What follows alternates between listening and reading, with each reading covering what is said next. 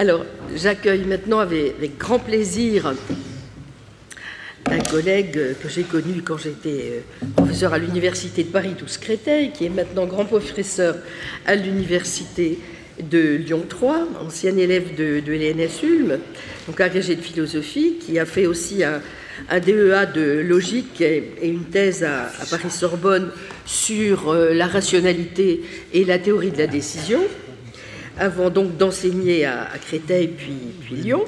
Son domaine de spécialité, je pense que vous allez tout de suite vous rendre compte que nous allons bénéficier de ces grandes lumières, c'est la théorie de la décision, la théorie des jeux et du choix rationnel, et la philosophie de la probabilité et de l'économie. Et Michael travaille aussi beaucoup sur les questions liées à l'épistémologie sociale et les théories du choix social et de l'éthique, sur lesquels il a publié et dirigé de nombreux travaux. Il est notamment le directeur d'ouvrages collectifs sur la philosophie des sciences à Oxford University Press et de synthèse tout à fait remarquable sur la théorie de la décision, paru chez Gallimard en 2019 et aux éditions matériologiques en 2022. Donc je suis très heureuse de le retrouver à nouveau et de l'accueillir au Collège de France. Michael, c'est à vous. Merci beaucoup. Merci aux organisatrices pour cette invitation qui me fait très plaisir. Alors, avant de commencer, je voudrais juste demander votre indulgence à triple titre, et ça me servira de remarque préliminaire. Donc d'abord, il y a le même petit souci que tout à l'heure, on dirait. Peut-être qu'il faut que je fasse ça. Donc d'abord, j'ai un petit peu camouflé l'objet de mon exposé avec le titre « Rationalité et espérance », grâce à l'ambiguïté d'espérance. En fait, il va être question d'espérance au sens mathématique. Donc, ça va être un objet un petit peu austère, mais vous comprenez que c'est plus vendeur qu'un titre comme « Rationalité et actuariat » ou quelque chose comme ça. Deuxième point, donc, pour l'occasion, j'ai fait un exposé qui était un peu hybride entre... disons, une approche historique et une approche plus systématique. Bon, je ne suis pas historien ni de la philosophie, ni de l'histoire ni historien des sciences. Donc c'est tout à fait possible qu'il y ait des approximations, en particulier, qui seront sans doute relevées, en particulier concernant la période de Pascal. Je vous prie de m'en excuser. Et la troisième chose, c'est que je vais avoir un peu recours à du formalisme. Et que pour des questions, disons, de présentation, j'ai dû mélanger des formalismes un petit peu différents. Donc, s'il y a des puristes, il y a des choses que vous n'avez pas appréciées, mais voilà, c'était pour des raisons didactiques et aussi pour pouvoir compacter un petit peu mon propos. Voilà, donc je vais parler de rationalité et plus spécifiquement de rationalité pratique. Donc je vais parler de la rationalité dans l'ordre des choix, des actions, et plus spécifiquement encore dans des contextes d'incertitude. C'est-à-dire quand l'individu qui doit décider ne sait pas exactement ce qui va se passer une fois qu'il ou elle aura pris sa décision. Et ce que je vais discuter, en fait, c'est une idée qui reste aujourd'hui l'idée centrale, en fait, du champ théorique qui s'intéresse à ça, la théorie du choix rationnel. Et c'est une idée qu'on fait remonter en général à Pascal. Cette idée, donc, c'est l'idée selon laquelle les préférences d'un individu rationnel, quand il choisit dans l'incertain, doivent se laisser guider par l'espérance, entendue au sens mathématique. Donc, voilà, c'est le slogan que je vais disséquer pendant mon exposé. La première forme, donc, elle est en général attribuée à Pascal en 1654, et je me suis rendu compte, en préparant l'exposé, qu'il aura fallu attendre exactement 3 siècles, en 1954, pour qu'on ait en fait l'idée dans toute sa maturité, aussi bien du point de vue de la généralité, puisqu'on va beaucoup généraliser cette idée, du point de vue de la rigueur conceptuelle, mathématique, du point de vue aussi des fondements, En 1954, on arrive à la formulation plus ou moins canonique de ce qu'on appelle la théorie de l'espérance d'utilité, qui a été formulée par un mathématicien américain qui s'appelle Leonard Savage, donc dans un ouvrage très célèbre qui s'appelle les Foundations of Statistics. Alors, pendant cette période-là, la théorie de l'espérance, son domaine d'application a été considérablement étendu. Ça, c'est un point sur lequel je reviendrai brièvement. Mais surtout, et c'est là-dessus que portera mon exposé, elle a été rendue plus permissive, y compris sur son domaine initial. Alors, qu'est-ce que je veux dire par là ? Je veux dire que dans la version initiale de Pascal, il y avait de nombreuses combinaisons des préférences qui étaient considérées comme irrationnelles. La théorie actuelle, elle est plus permissive. Elle autorise plus de combinaisons de préférences possibles. Et elle, pour le dire autrement, elle attribue l'irrationalité moins facilement. En particulier, elle autorise toute une variété d'attitudes par rapport au risque, là où la théorie pascalienne n'en autorisait qu'une seule, que je définirai un peu plus tard, la neutralité par rapport au risque. Et donc la question qui va être le fil directeur de mon exposé, c'est celle de savoir si ce processus de libéralisation de la théorie de Pascal, il a atteint son terme, ou si la théorie dominante actuellement, la théorie de l'espérance d'utilité, est encore trop restrictive, auquel cas il faudrait envisager de la rendre plus permissive encore. Voilà. Donc ça, c'est la question que je vais aborder.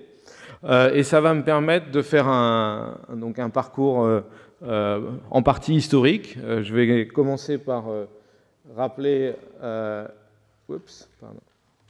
la théorie initiale de Pascal, les critiques dont elle a fait l'objet, la formulation contemporaine, les difficultés qu'elle rencontre et les raisons pour lesquelles aujourd'hui il y a une petite communauté composée à moitié de philosophes, à moitié de mathématiciens qui discutent à certains moments avec beaucoup de vivacité de la question de savoir si effectivement les préférences doivent s'aligner sur l'espérance.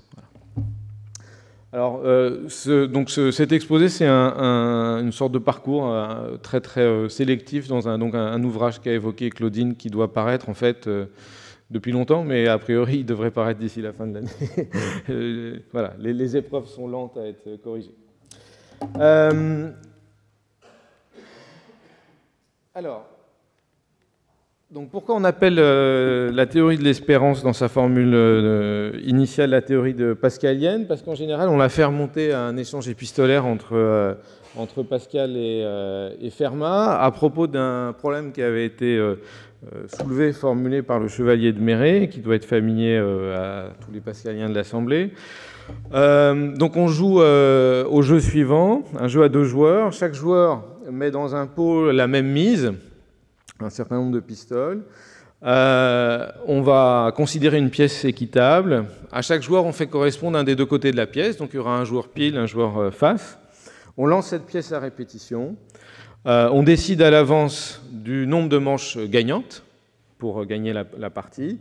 Et le premier joueur pour lequel son côté de la pièce est tombé le nombre de fois attendu remporte la mise, c'est-à-dire 2e pistole.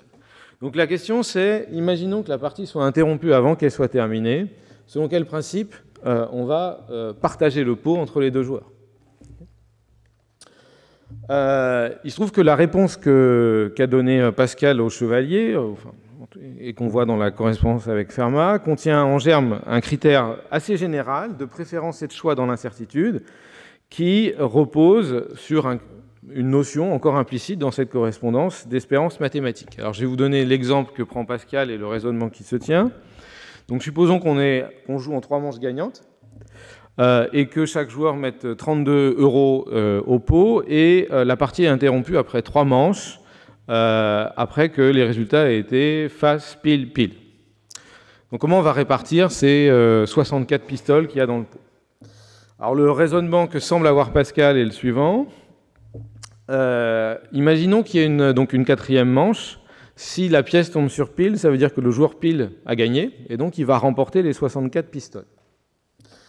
Imaginons que, au contraire, à la 4e manche, ce soit face qui tombe. Donc on se retrouverait à égalité, 2 faces contre 2 piles. Dans ce cas-là, les 2 joueurs sont dans une position symétrique et ça semble plausible de considérer qu'en fait, si la partie s'arrêtait là, chaque joueur repartirait avec ses 32 €. Ils auraient autant de chances de gagner l'un que l'autre.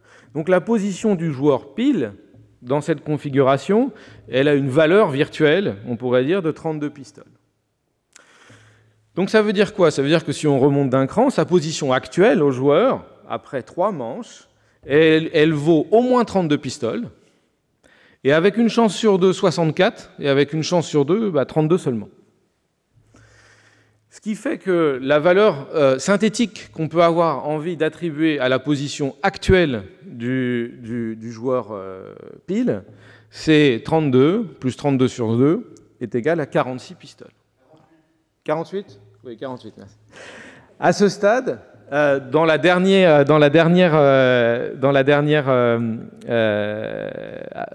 pour aboutir à la conclusion, intervient implicitement cette notion qui m'intéresse, la notion de valeur espérée ou de moyenne pondérée par les probabilités entre donc les 2 gains possibles. Alors cette notion, on la trouve explicitée de manière plus nette 2-3 ans après dans l'ouvrage du calcul dans les jeux de hasard de Huygens, dans les premières propositions.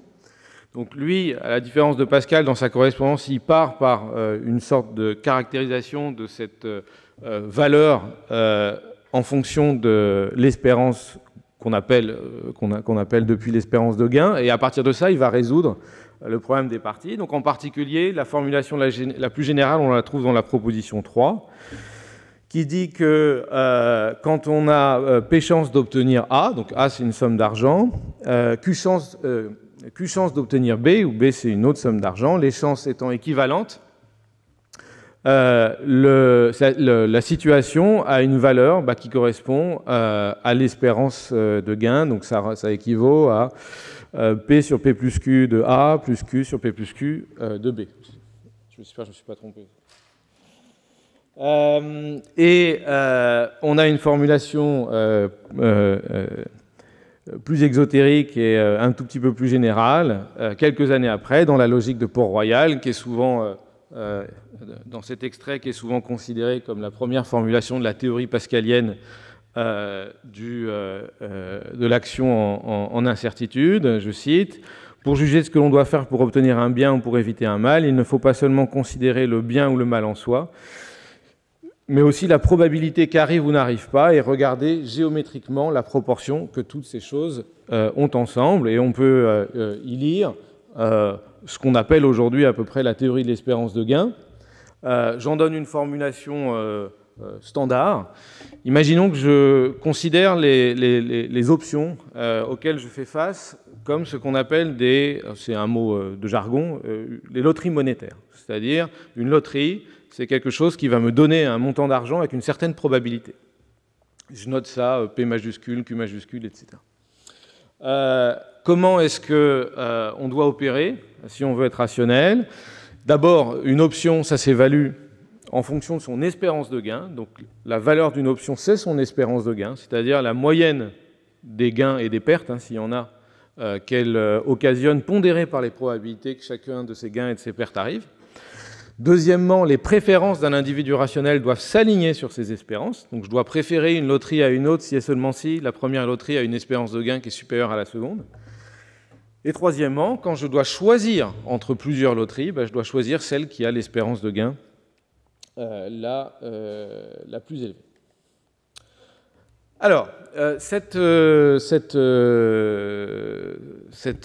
théorie, elle a été vite critiquée, et c'est plus la théorie dominante. J'insiste sur le fait que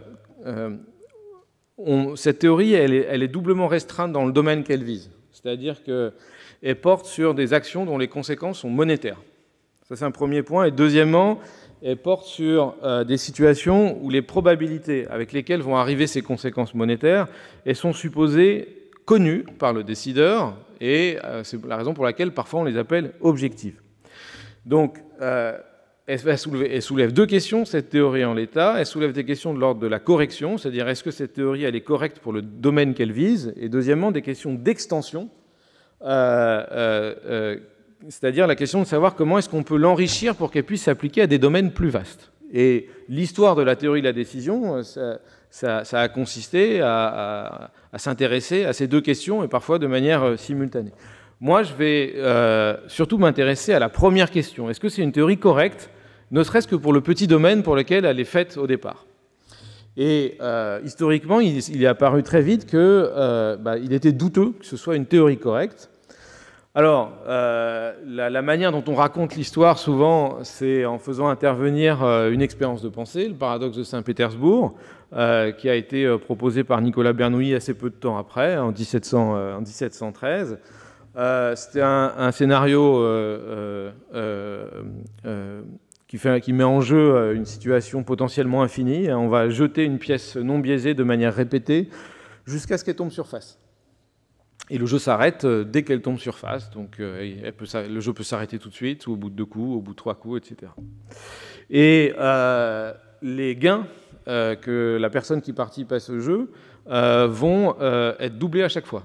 Donc si le jeu s'arrête au premier coup, la personne repart avec 2 €, au deuxième coup 4, et si le jeu s'arrête au énième coup, ce qui est évidemment très improbable, la personne repart avec 2 puissance n euros ou pistoles ou ce que vous voulez. Étant donné que la pièce est non biaisée, on peut attribuer des probabilités, et donc la probabilité que ça s'arrête tout de suite, c'est 1,5, que ça s'arrête au bout de 2 coups, 1 quart, etc. La probabilité que ça s'arrête au bout de n coups, c'est 1 sur 2 puissance n. Maintenant, si vous vous amusez à faire le calcul d'espérance de gain pour cette loterie monétaire, eh bien, vous obtenez une espérance de gain qui est infinie. Et ça apparaissait, à juste titre, comme une prédiction, entre guillemets, normative extrêmement plausible, hein, parce que ça veut dire que quelqu'un qui obéit à la théorie de l'espérance de gain, il est susceptible de dépenser tout ce qu'il a pour pouvoir avoir la chance de jouer à cette loterie monétaire. Donc ça, c'est quelque chose qui, en tout cas, historiquement, a joué un rôle important dans les discussions sur la validité de la théorie de l'espérance de gain. Après, c'est aussi un scénario qui est assez compliqué, qui met en jeu donc une infinité potentielle, etc. Et en réalité, il y a des difficultés encore plus élémentaires qui apparaissent dans le paradoxe de Saint-Pétersbourg, mais qui peuvent être mises en avant de manière plus simple. C'est tout simplement qu'en fait, cette théorie, la théorie de l'espérance de gain, elle implique immédiatement une propriété des préférences qu'on appelle la neutralité par rapport au risque. Ça tient dans le fait qu'un agent rationnel, d'après cette théorie, il doit être indifférent entre toute loterie monétaire, au sens où je l'ai déterminé, et son espérance de gain. Ça veut dire quoi concrètement? Ça veut dire par exemple que l'individu rationnel, il devrait être indifférent entre obtenir 5 000 € à coup sûr, tout de suite par exemple, ou bien obtenir 10 000 € avec une chance sur 2, et rien sinon, ou bien obtenir 500 000 € avec une chance sur 100, et rien sinon, etc. etc. Et pourquoi c'est troublant? Parce que ça ne paraît pas contraire à la raison, en fait, de faire des différences entre ces différentes loteries. Y a rien de... Peut-être quelqu'un accorde exactement la même valeur à ces 3 loteries, mais ça ne paraît pas irrationnel, par exemple, de préférer la première loterie à la seconde, etc. Et ça, c'est incompatible avec la théorie de Pascal, en fait. Et c'est notamment incompatible avec les préférences de quelqu'un qui préférerait avoir 5 000 € à coup sûr plutôt que 10 000 € avec une chance sur 2.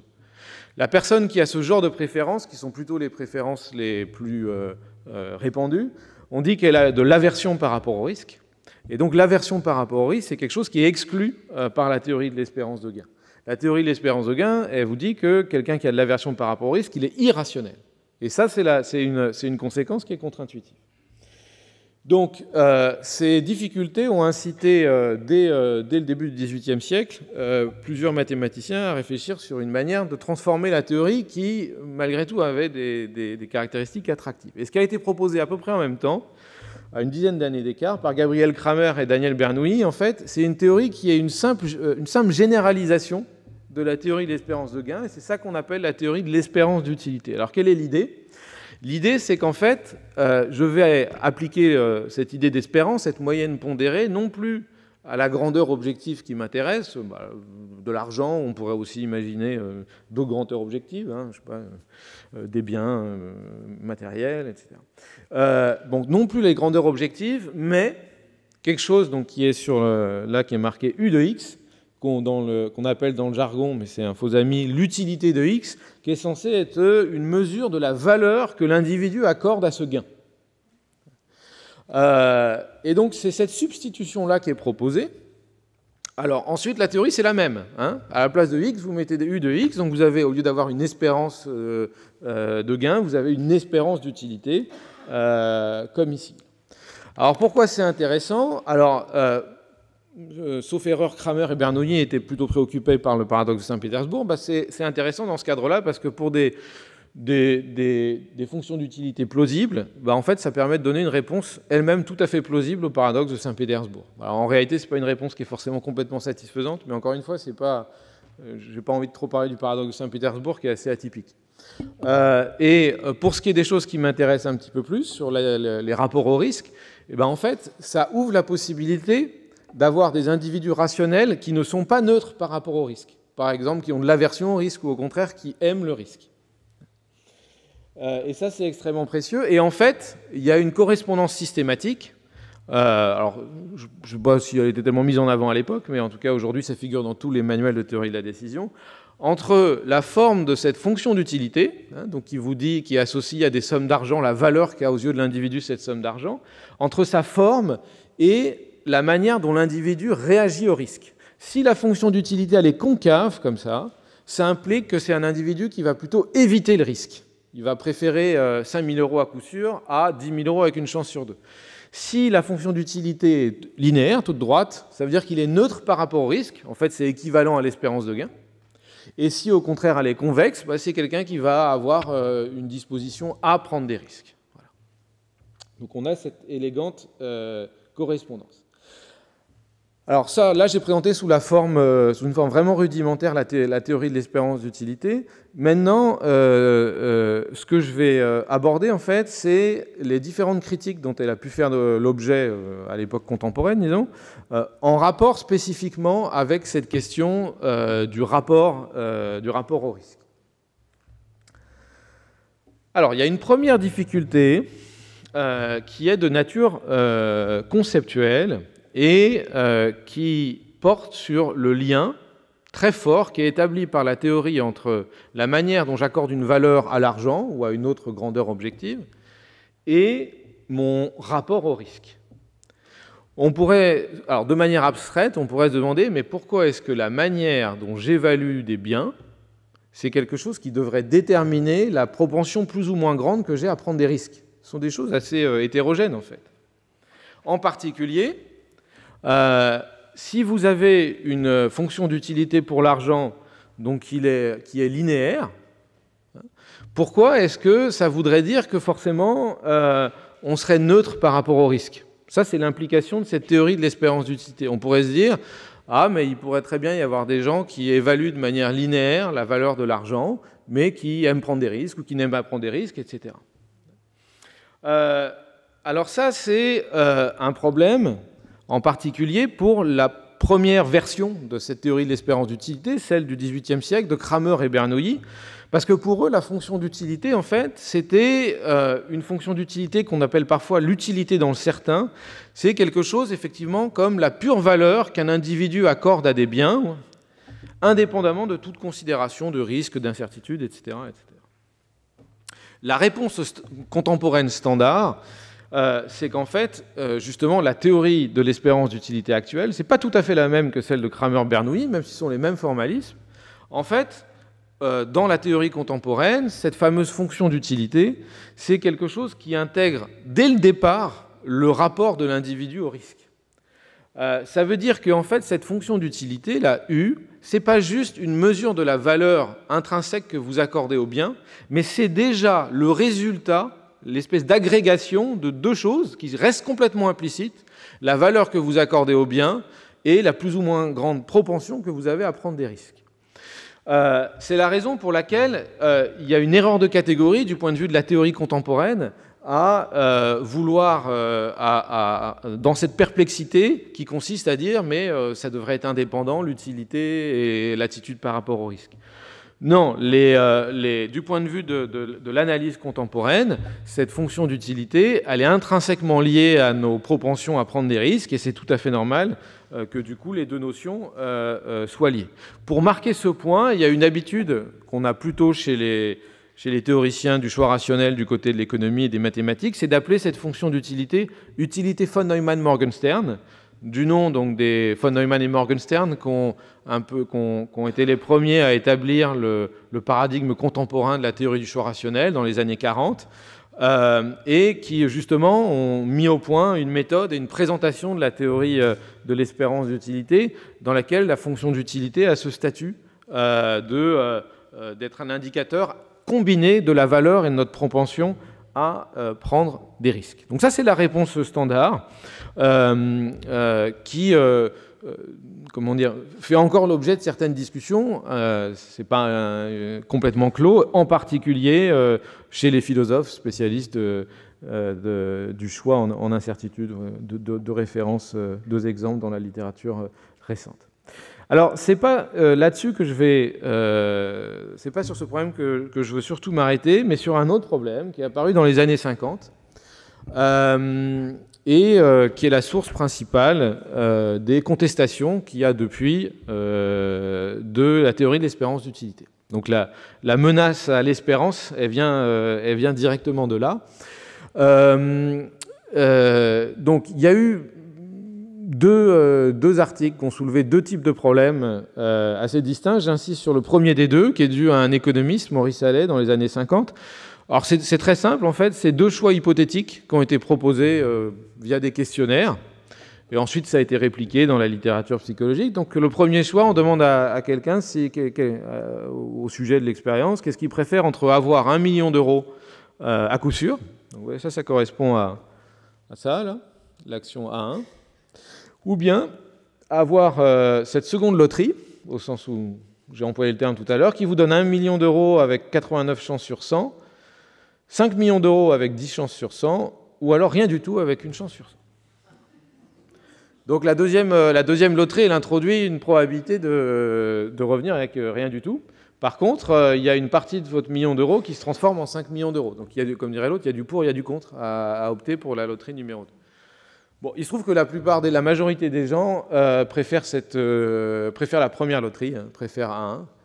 Alors, c'est quelque chose que je réplique jamais dans mes cours, mais apparemment, c'est quand même quelque chose de robuste, après la littérature scientifique.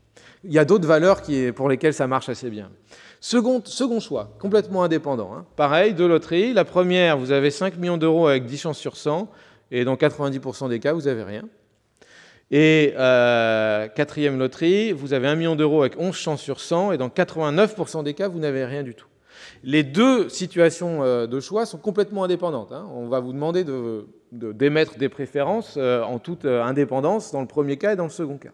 Dans ce second cas, la réponse majoritaire, c'est une préférence pour A3 plutôt que A4. Alors, il y a beaucoup de spéculations sur les raisons pour lesquelles les individus ont cette préférence, mais en tout cas, elle est majoritaire. Bon. Alors, pourquoi c'est intéressant ? C'est intéressant parce qu'en fait, si on raisonne un peu sur ces choix-là, on peut se rendre compte très très vite que c'est incompatible avec l'espérance d'utilité. C'est pas possible d'avoir des préférences qui obéissent à l'espérance d'utilité et de préférer... Ouais, non, il faut que je fasse ça à la main. De préférer A1 à A2 et puis ensuite A3 à A4. Okay, alors ça, c'est une observation purement... comment dire, c'est juste une comparaison entre notre petit modèle normatif et puis les comportements et les choix. Après, on peut en tirer différentes choses. Ce qui intéresse surtout les philosophes, c'est ce qu'on peut en tirer du point de vue de la question de la validité normative de l'espérance d'utilité. Il se trouve que donc, ces préférences-là, en fait, elles violent des principes fondamentaux à partir desquels on peut dériver l'espérance d'utilité. Et en particulier, alors ça dépend des formats exacts qu'on utilise, mais ça viole, selon qu'on est plutôt dans un cadre qu'on appelle von Neumann-Morgenstern, ça viole l'axiome d'indépendance, et dans un autre cadre, celui de Savage, ça viole un axiome qui s'appelle l'axiome P2. C'est plutôt sur celui-là que je vais insister parce qu'il est un peu plus parlant. Enfin, c'est relatif, hein, mais l'autre est plus ésotérique. L'axiome P2, il affirme en substance que les préférences entre deux actes ne dépendent pas des situations où les actes ont les mêmes conséquences. Hein, on peut appeler ça une partie commune. Imaginez, vous avez deux actions, et vous avez deux actions qui, dans certains cas de figure, aboutissent aux mêmes choses. Ce que vous dit le principe P2, c'est que si je dois comparer la valeur de ces deux actions, je ne dois pas tenir compte de ça. Ce que ça exprime, c'est ce qu'on appelle une forme de séparabilité des préférences ou des valeurs individuelles. C'est l'idée que la contribution à la valeur d'un acte, des conséquences qui arrivent en un événement, est séparable de la contribution des autres conséquences qui sont susceptibles d'arriver si d'autres événements arrivent. Alors pourquoi il y a un conflit avec cette idée-là ?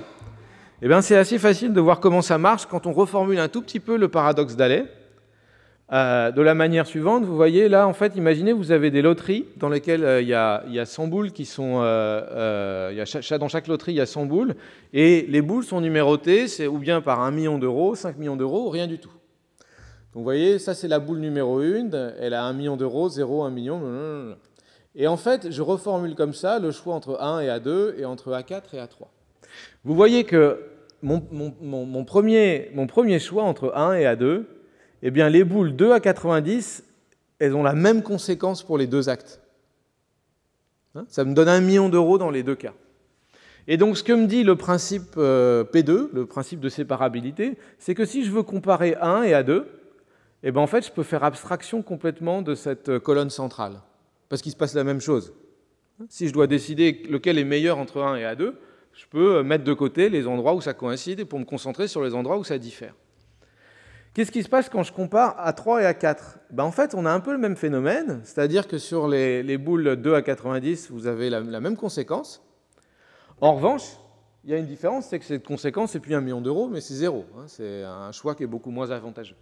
Mais si j'applique toujours le même principe, ça veut dire que je dois faire abstraction de cette colonne centrale, puisque ça a la même conséquence, c'est une partie commune.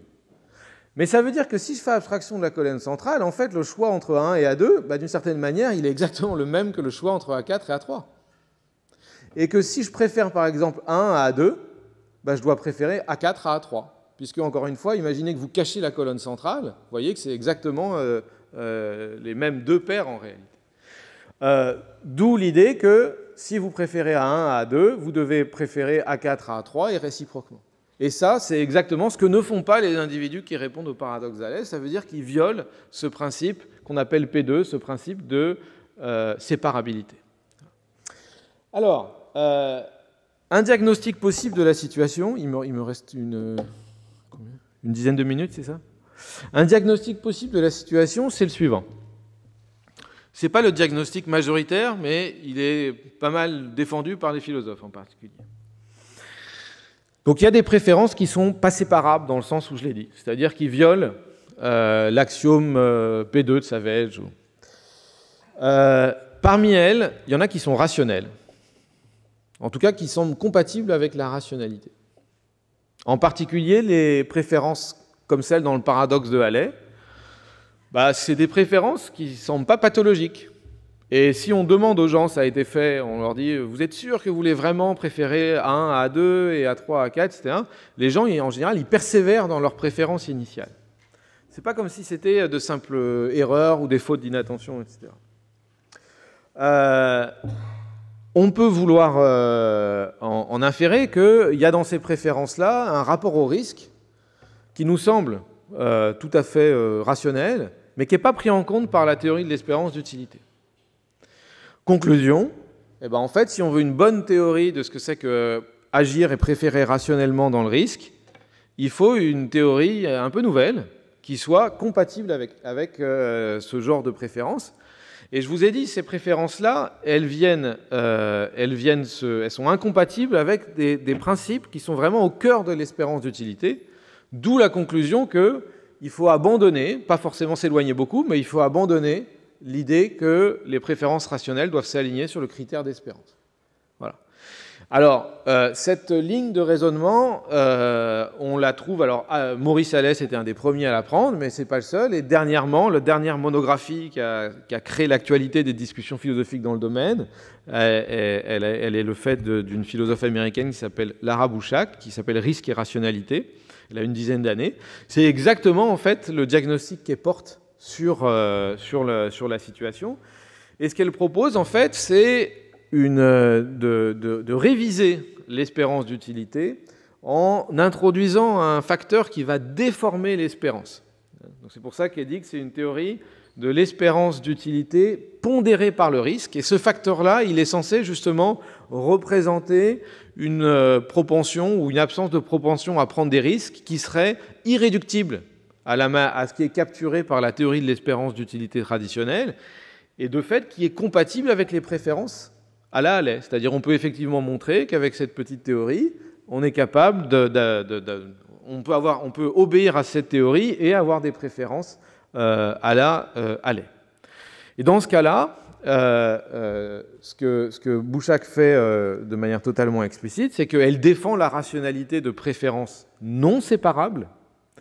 C'est-à-dire qu'elle considère qu'il est tout à fait légitime d'appréhender des options, là, c'est les choses que j'ai appelées des loteries, d'une manière qui est globale et holistique. Alors que cette idée de séparabilité, en fait, ça veut dire que la manière dont on évalue une loterie, c'est une manière qui est beaucoup plus locale. Je ne vais pas rentrer sur ce point-là, mais voilà l'esprit général.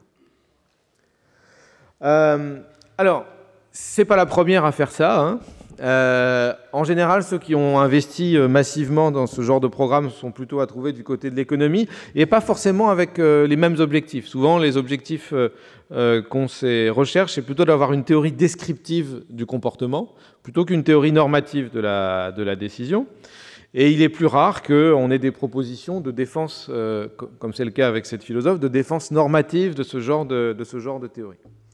Ce mouvement théorique, passer de l'espérance d'utilité à une sorte de généralisation hétérodoxe, c'est quelque chose qui peut sembler naturel, en particulier quand on le replace dans l'histoire longue de la théorie du choix rationnel, ce que j'ai essayé de faire.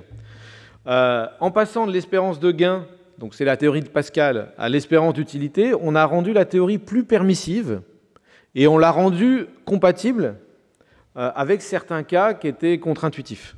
Enfin, je veux dire des cas qui étaient exclus par la théorie de Pascal, mais qui nous semblaient des cas de comportement rationnel. Ben ici, le mouvement, il semble exactement analogue. C'est-à-dire que le diagnostic, c'est que la théorie de l'espérance d'utilité, elle n'est pas assez permissive, elle exclut les comportements à Allais, donc on la rend un peu plus libérale, de manière à être capable à être compatible avec ce genre de comportement. Du point de vue donc des principes qui peuvent venir justifier le critère de l'espérance, en fait, ce qu'on fait, c'est qu'on affaiblit des axiomes, comme l'axiome P2, là, ou comme l'axiome d'indépendance. On ne les jette pas complètement, hein. Le travail théorique montre que, en réalité, ce qu'on va valider, c'est donc des formes un peu plus restrictives de ces axiomes-là. Et on peut se dire, après tout, les axiomes de départ de Savage, de von Neumann-Morgenstern, c'était des premiers jets, pas encore dégrossis, et qu'en étudiant de manière un peu plus systématique des décisions possibles, on arrive à saisir de manière un peu plus fine les bons principes du choix rationnel. Et par ailleurs, ce genre de proposition a plutôt le bon goût de dévier de l'espérance, mais d'une manière assez homéopathique. Donc on a quand même une homogénéité théorique qui est agréable pour l'esprit. Donc il y a un mouvement qui semble légitime et qu'on pourrait considérer comme un progrès. Maintenant, ce n'est pas ça qui arrive, et ça va être le dernier point de mon exposé, et je crois que je vais être plus ou moins dans les temps. Il y a une difficulté qui fait que, en réalité, ce passage, donc, cet abandon de l'espérance d'utilité, du point de vue normatif, il n'a pas lieu, et qu'en fait, il y a plutôt une polarisation des camps concernant la question de savoir s'il faut renoncer ou pas à l'espérance d'utilité.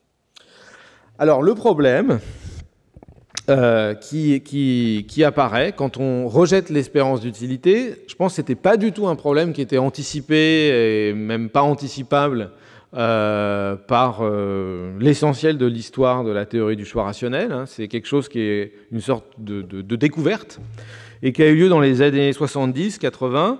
On s'est rendu compte qu'en fait, quand on s'intéressait à la manière dont les gens se comportent dans des choix qu'on appelle dynamiques, c'est des situations où en fait il va y avoir des alternances entre des moments où vous choisissez, puis des moments où il y a un événement qui va arriver, puis éventuellement vous allez à nouveau avoir la main, etc.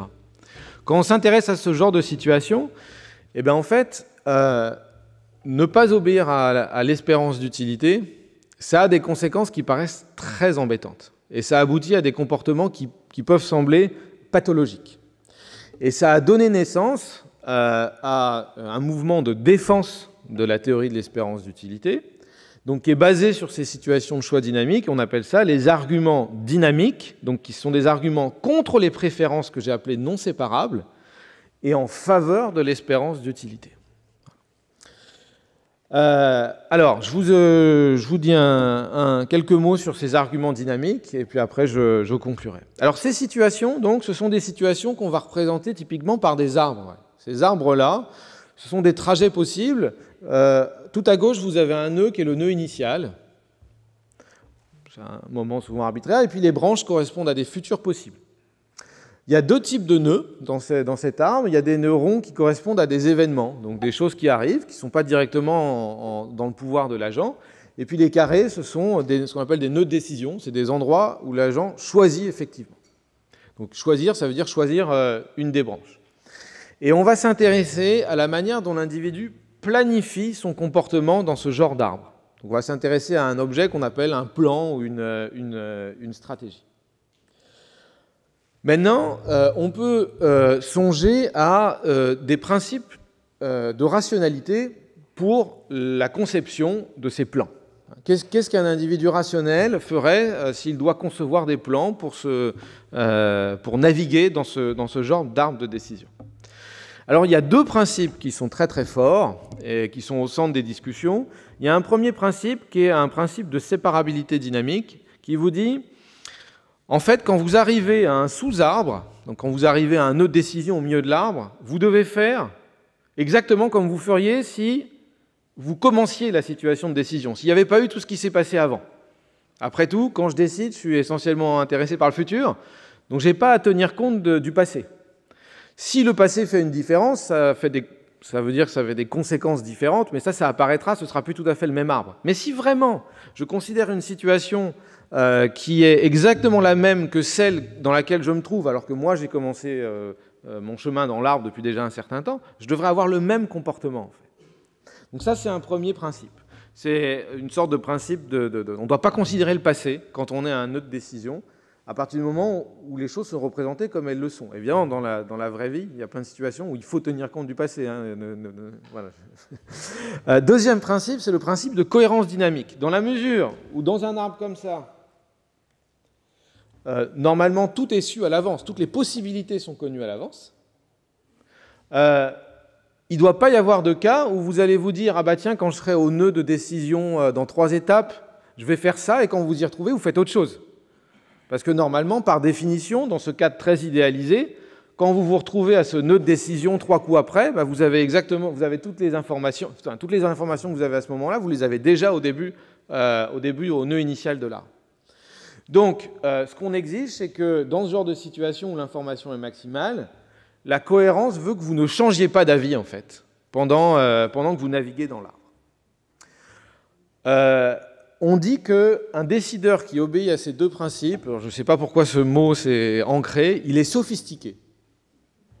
Et en termes de raisonnement, ça correspond à un mode de raisonnement qui est à la fois, qui est très naturel et qui est enseigné dans plein d'écoles de commerce ou que sais-je. C'est ce qu'on appelle l'induction rétrograde. Ça consiste à partir des bouts des extrémités de l'arbre et à remonter en se disant « Tiens, si j'arrivais là, je ferais ça. Donc au coup d'avant, puisque je ferais ça au coup d'après, je vais choisir ça, etc. etc. » Il y a donc un pendant délibératif très clair de ces principes-là. Ce qu'on oppose parfois à deux autres façons d'envisager le choix dans ce genre d'arbre. Le comportement résolu, c'est celui qui est capable de se dire à l'avance, bon, en ce nœud-là, je ferai ça. Même si une fois qu'il y est, en fait, c'est plus exactement ce qu'il a envie de faire. Mais il se sent engagé, ou il est engagé par son plan initial. Ça, c'est le comportement qui est dit résolu. Et le comportement naïf ou myope, c'est celui qui décide nœud après nœud, quitte parfois, en fait, à prendre des décisions qui ne sont pas celles qu'il avait envisagées au début. En général, on considère que le décideur rationnel est c'est le décideur sophistiqué. Évidemment, il faut toujours qu'il y ait des philosophes qui ne soient pas d'accord avec, mais c'est quand même l'opinion orthodoxe. Donc ça, c'est les deux principes centraux. Maintenant, il y a un troisième principe, ou une famille de principes que je ne vais pas détailler, qui sont un petit peu plus ésotériques.